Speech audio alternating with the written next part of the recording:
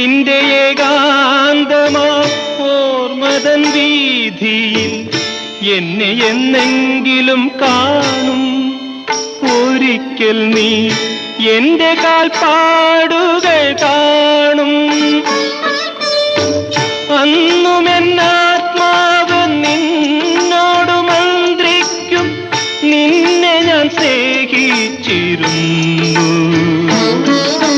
രാത്രി പകലിനോടെന്ന പോലെ യാത്ര ചോദിപ്പൂ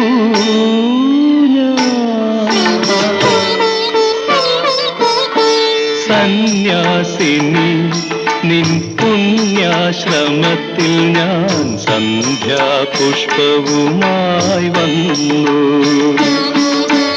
ആരും തുറക്കാത്ത പൂമുഖവാ